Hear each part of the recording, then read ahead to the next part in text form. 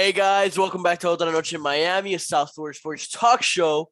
My name is Kenny. I'm your host, joined alongside my co-host Alonzo. All right, guys. So today we're gonna be going ahead and covering the Indiana Pacers versus Miami Heat game. We're gonna be making up for the missed game, the Heat versus Cavs. We'll do a quick recap on that one.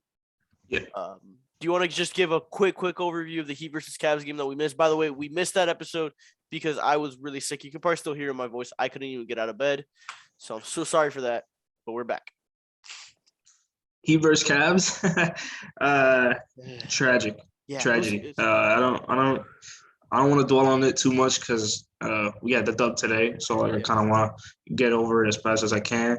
But we got to talk about it. Just awful performance. Classic Duncan Robinson performance. Classic Duncan Robinson. He did his best impression of himself. He ended his 3-point streak at 69 games. At 69 games, nice. You know what's funny? Jason Sanders, the kicker for the Heat, the kicker for the Dolphins. The kicker for the Dolphins, he had like 69 games in a row without missing a kick or something like that. So they both messed it up at 69. Nice. Yeah. But honestly, I think Tyler Hero had a decent game. We gotta address the Deadman situation because he's gonna be our starter for the foreseeable month and a half, basically. And hopefully he comes back healthy, brand new. But Deadman cannot be our starting center. Yeah.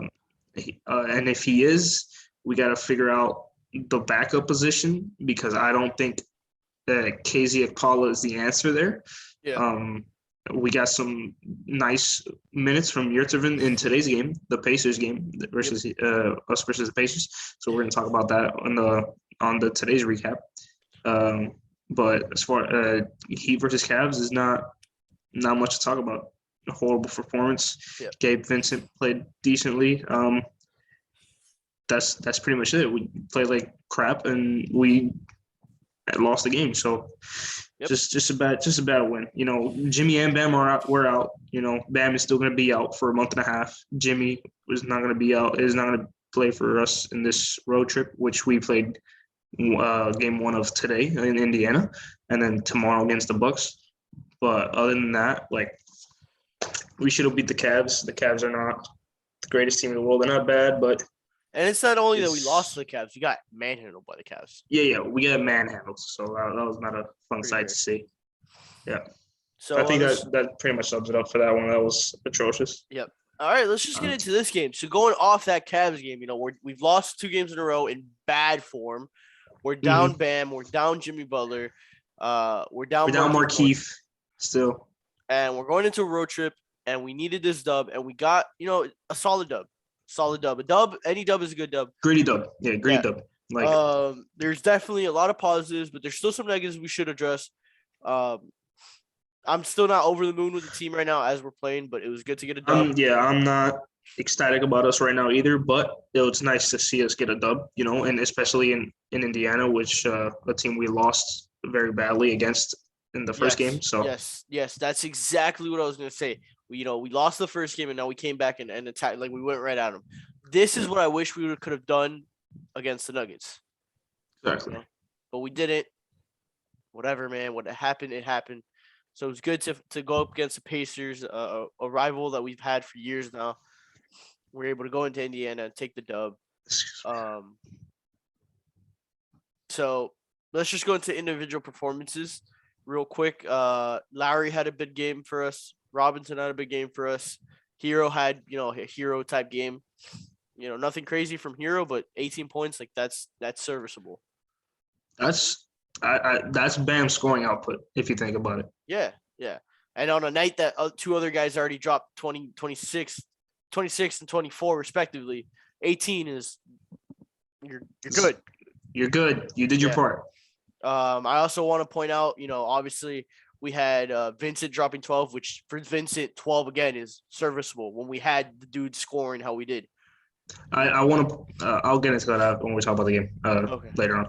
And then obviously, big big time minutes for Omar. Huge 19 minutes. minutes, the most minutes he's played all year, and he was able to get 5 rebounds and 12 points. Honestly, I hate, like, again, we're gonna keep saying it. We love UD. No disrespect. We he's gonna be here till he decides to retire. Whenever he decides that, we love him. We every time we see him on the court, that's a bonus. But I just feel like it's time where those 6-7 minutes that he got today, just give it to Omar. You gotta give it to Omar already. UD has run his course. He's gonna be there. He's gonna be the team captain. He's gonna mentor. I love seeing him on the bench. I love seeing him with the team. He's a staple. He's the team captain. Of course, he's not going anywhere. Yeah. But as far as playing the game, I think those 6 minutes would have been better spent on Omar tonight, especially with the 20 minutes that he put up today. I 100% agree. He put up a solid, semi-effective 19 minutes. 12 and 5 with 2 blocks in 19 minutes is amazing for a backup center. Yep. Amazing. I couldn't agree more. I want to talk about Gabe Vincent. What did you think about him today? Solid performance. I like the way that, like I've always said before, him and guys like PJ Tucker and Caleb Martin and those guys, they don't let the game affect their play. He just seems to block everything else out, besides like his teammates and stuff like that. But he just blocks everything out, gets in your face, gets down and dirty in the defensive side of the ball, does the little things, doesn't care who he's guarding, bigger guy, smaller guy, it doesn't matter. Offensively, he finds his shots. He gets hot. He's kind of like I don't want to say like Tyler Hero, but when he gets hot, he gets hot. Yeah. There was that one game that he dropped 20. We fed him the ball. Great, great offensive flow going through him. Just great, like solid minutes off the bench, especially on times like this when we're down 3-4 guys. So and big 3-4 guys. Yeah. Also, before I get off of Gabe Vincent, this is, I think they said it was like the 4th or 5th game, I don't remember what, that he has played all the minutes in every 4th quarter of these last 4 or 5 games. He played all 12 minutes? Yep, and I think the last 4 or 5 games of the 4th quarter. That just shows the confidence that, Spo and the coaching staff has in his guys. His defense is really good. It's very good defense, and the thing is, he's not a liability on either side. He can make the shot. He is a good 3-point shooter. He has a good mid-range game. He goes to the basket. He doesn't care. He knows when to pass the rock. Exactly. He looks like Kyle Lowry out there when we need him to be almost. Yeah. I don't want to. So I don't think it's crazy to say that he's, well, obviously besides Hero, but Vincent is probably the one guy who's taken the most strides in his game. Mm-hmm. He has improved the most. Obviously Hero is improving. Hero's at a higher level, but I feel like Hero from where he was at to where he's now is not as much of his jump as Vincent to where he is now. Vincent is like a serviceable bench player now. Before he was garbage time minutes player. Like you didn't want to see him on the court, especially in the 4th quarter. Even like last season when we had that whole the first 2-3 weeks of COVID that we had like 9 players on the roster or something like that. You saw flashes of Gabe Vincent, games against like the Sixers and stuff like that on back-to-back. He had 25, 30 points. Like it's always been there. It's just a matter of putting it together and getting the minutes. Yeah. And now unfortunate situation that we're down 3-4 guys, but it's nice to see that when he does get the minutes, he is producing. So I think it's going to be. Spo is going to have some decisions to make when Keith and Marcus Garrett and Victor Oladipo come in, but that's a nice problem to have. So that's a great. We'll worry about that when we get there. Yeah. Also, just Kyle Lowry. It's great to finally have a performance like this from Lowry. Was 1 assist away from a double-double, but no. Again, we're not here for the counting stats. Yeah. So it was great to see him, break out of his shell, take control of the game. I want to applaud Kyle Lowry and Duncan Robinson for the first quarter explosion that they had. Duncan Robinson had like 3 threes or something like that. He had an and 1 3, like a 4-point play in the later part of the game. He better have all these points, making up for the fact that he had 0. Yeah, right. He's making up for a couple games. He's making up for a couple games. No. Hey, by the way, he didn't just have 0 points. He had 0 rebounds. Oh, he didn't just have 0 rebounds and 0 points. 0 assists. Had 0 assists. He just had 2 steals. You pay me $90 million, and I can give you more than that. Jesus Christ. Okay. Anyways, go ahead. What's he called? Kyle Lowry. Nice to see him put up. I think it was like 5 or 6 threes today's game. Yeah. Especially since him and Duncan were in a slump, or no quotation marks. No quotation marks. They were in a slump shooting. Yeah. It's nice to see that them two took over in the first quarter. Duncan Robinson. I just want to point out that he has been sucking. But I think today's game he looked different. Like his energy looked different. He had a fire under him. He really looked like classic Duncan Robinson. Exactly, and I want to even go into this. He wasn't all 3-point shooting. He had like 4 or 5. He had like 2-3 layups in a congested paint with guys like Miles Turner and Sabonis on him. He had a nice mid-range game. I think he had 2 like little floaters or something like that. It's nice to see him that he's going off the dribble. And he had a career high of going to the free throw line this game too. I think he had like 7 free throw attempts. Nice. That's nice to see from a guy in Duncan Robinson who usually is like off the screen, dribble 3. Like it really keeps the defense on their toes. And I think if he keeps playing like that, he's going to continue having games like this. Yep. Couldn't agree more. Big game from him. It was good to see him, but. Now the key is keep building on this. Not he's not in the clear yet. No, not even. Good game. He's still on the SHIT list, like 100%. Yeah. Good game, great game. Love to see us help the win, but you gotta string some together. You gotta 5, 6, 7 games at 15, 12, 15, 12. Like put up some threes, make some shots, some timely buckets. Yeah, for sure. So those are some positives I want to talk about. We got to address some negatives here. Dewayne Dedmon, what did you think of him today? Not his best performance. I'll say that. As much as I want to believe that we could manage this month and a half without Bam, it's gonna be a struggle. It's gonna be a struggle. I'm not saying Dedmon is a bad player. He's just not a starting quality center in NBA anymore. His prime is over. I don't think he ever was a starting center in the NBA, bro. He had a season that you could throw him in on a rebuilding team. He could be a starting center. He'll give you He's a great backup center. He's a great backup center, right? But I'm saying his ceiling was so high, and then he's not the same. He's not the same player as he was when he was 27. His quote unquote prime. But it's gonna be a struggle, man. Not a great game from Dedmon. I like to see Coach Spo. I'd like to see, or I liked to see. I'm sorry. I like to see Coach Spo. Trust Omer Yurtseven. In the fourth, he let him play out the bulk of his minutes in the second half when Dewayne Dedmon was getting rest and all that stuff. And I think Spo saw Omer, getting into his own a little bit. I think he went 6 for 8 or something from the field.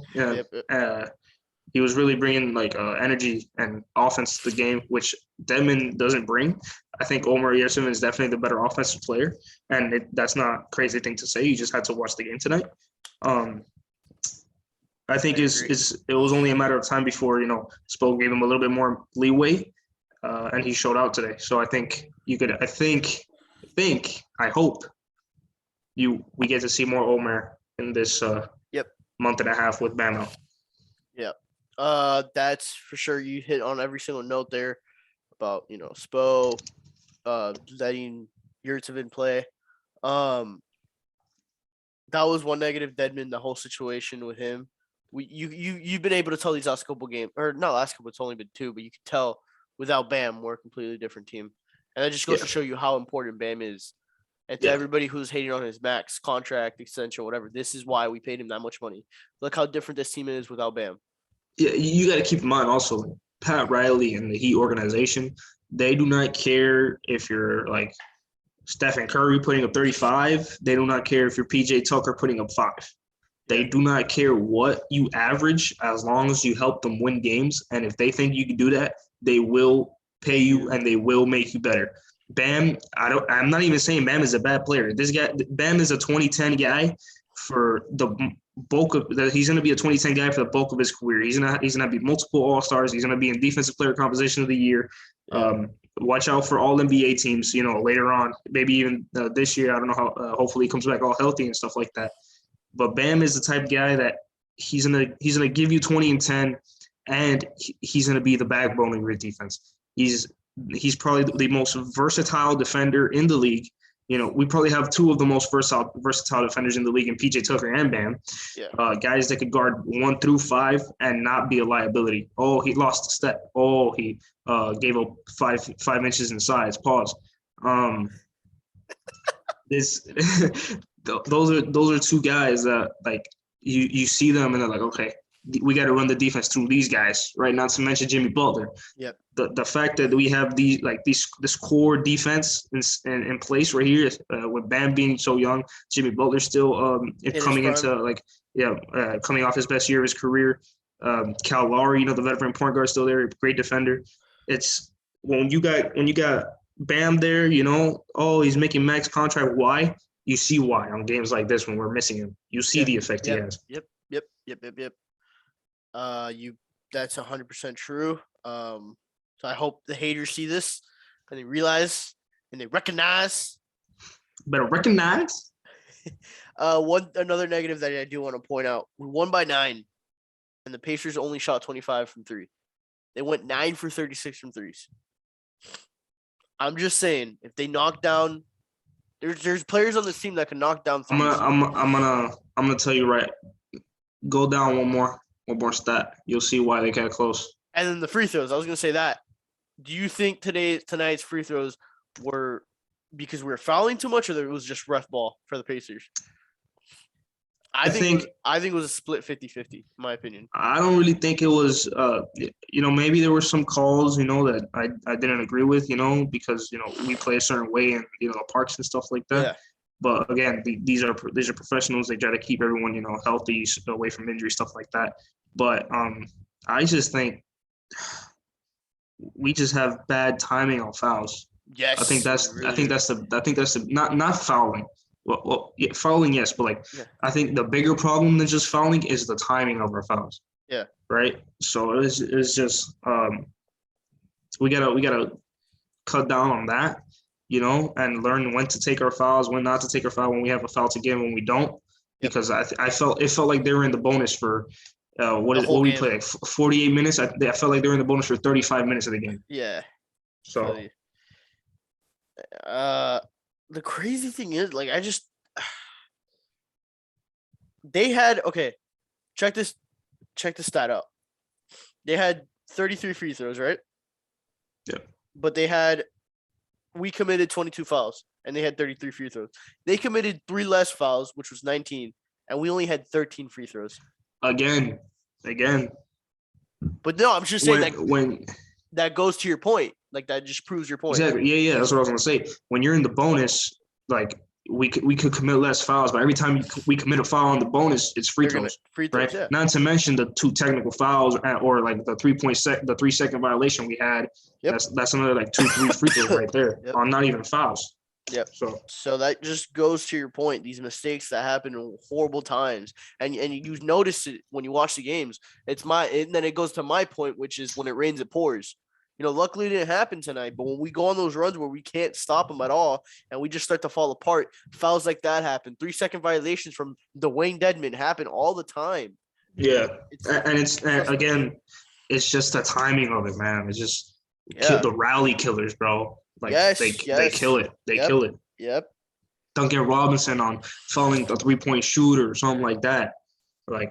You could always pinpoint the exact moment. You could feel it. You can see it coming too. Momentum dead. Done. Game's over. It's either momentum done or oh god, they're on a roll. Exactly. So that's something that he definitely need to work on. I feel like it's not even a problem that he have had this year. I feel like it's been in the Jimmy Butler era.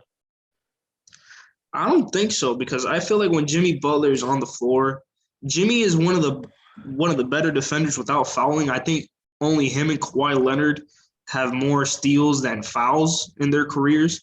So that just goes to show you how good of a non-fouling defender Jimmy Butler is. Again, Bam is out. right? So we're gonna have to make up for his defense. So maybe that means playing more scrappy, playing more physical. But it's I don't know. I think it's just I don't know how to say it. It's almost like we try too much when certain people are out or something, and we get into foul trouble trying to make up for missing people, or because they're going on a streak or something like that. I don't know, but we just got to keep that to a minimum because if they're putting up 33 free throws to our 13, they're basically they're tripling our free throws. So that's why it was such a close game at the end when we're up like 15 entering like in the middle of the fourth quarter. Those free throws, and again, those free throws, time is stopped. If a team's trying to come back, time stopped, and they're getting 3 points on the board. That's it adds up, man. Especially with they get to set their defense, so it's not like a free transition bucket. It's big. That's a big no-no. I feel like we've gotten a lot of points in. One other small thing here, I'm looking at the stats, is we only had 13 turnovers tonight.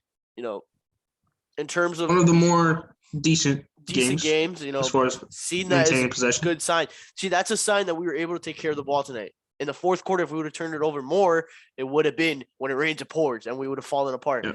So it was good that we were able to keep the ball, play our basketball and not lose possessions like we do late in the fourth. Yeah. While we're here on the stats, real quick, one last thing. The points in the paint, we outscored them by 12 in the paint. Yep. It's extremely impressive to me when you have probably the best shot blocker in the league in Miles Turner clogging the paint, as well as another big body in Sabonis, right? No, those are not easy guys to score.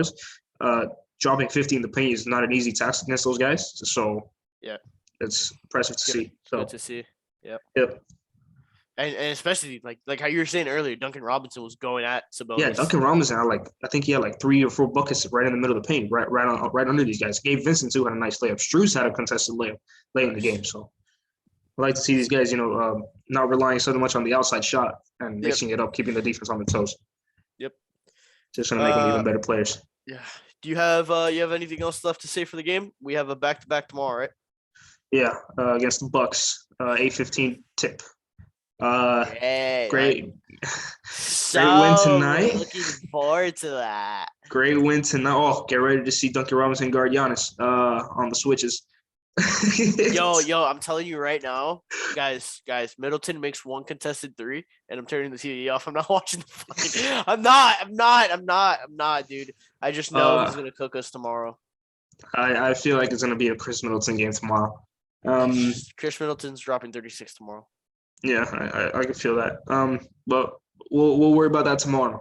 Today's game, dub. Good win, great dub. Hopefully we keep going tomorrow. It's gonna be a tough task. Especially against the reigning chaps, champs in Milwaukee. The reigning chaps. Chapstick. Chappy. I know you're watching, Chappy. Oh man, on a back-to-back against the reigning champs on a back-to-back with the Alabama brother. I think the biggest issue, I'm going to pause before I say it, is going to be their size. Pause. It's going to be their size. Giannis at 7 feet doing what he does. Middleton is a cool 6'8", 6'9". I don't know if Lopez is playing. I think he's out. So that's pretty big. But it's just going to be I think didn't say anything. I think the key matchup for tomorrow's game is going to be the Kyle Lowry, Drew Holiday. Yeah. They're similar players, very similar careers. Yeah. I think PJ Tucker's going to do his best to guard Giannis. Yeah. And Chris Middleton's going to be the problem tomorrow, bro. Yeah. I don't know who we're going to throw on him. And especially, I don't know if you want to throw Caleb Martin on him, but. Another thing is, we beat them by 34. They're definitely going to try to come at us hard. Yeah. So, and especially they just won 8 of their last 9 games. So dude, they're in a roll. They're on a roll. That's fantastic to hear, bro. I can't wait. Can't wait for tomorrow. God. Yeah. Alrighty, guys. But hey, that's tomorrow's problem. Great win today. We'll talk about it tomorrow after the game. Alrighty, guys. So we're gonna go ahead and finish the episode off here. Thank you guys so much for listening. Alonzo, you want to say anything to the fans? Thank you guys. Thank you for guys to keep watching. This night again, we're gonna keep saying this. We don't do this to get thousands of views, hundreds of views. Two or three of you guys will be more than enough. We have fun doing this. We're not gonna stop just because we're not getting the views. Crazy amount of views or whatever, or the subscribers, the comments, or whatever, the likes. We don't care about that stuff. We're just here for fun, and if you guys listen to us, even better. I wanna apologize on behalf of both of us, for the inconsistent week or so that we've had. Yeah. Traveling schedules on my part. Sickness on my part. Sickness on your part. We will be better. We will be better. Barring, of course, any health issues. Right. We will be better. I get back home. Yeah. Knock on wood. I get back home this next weekend, Saturday the 10th, Sunday 11th. That weekend. I should be back home by that Sunday night. So expect a full month and some change of Otra Noche Miami in the setup. Oh, dude, I can't wait. Another thing I want you guys to expect are 2 bonus episodes that don't cover the Heat. Yeah. You guys are going to not want to miss that. It's going to be very good episodes. We will say, though, Sunday's bonus episode, it is pretty long. But it has some bold takes in it for some other sport friends. There's definitely throughout the whole video, there's moments and takes that you're going to want to listen to. Probably save those takes so that you can make fun of us in a couple of months. Yeah. Especially me on one take in particular. I've got like 4 of those that you can do. So yeah, we'll see. Yeah. Alrighty, guys. Thank you guys so much for watching. It's been Otra Noche in Miami. We're gonna go ahead and sign off, guys. See ya.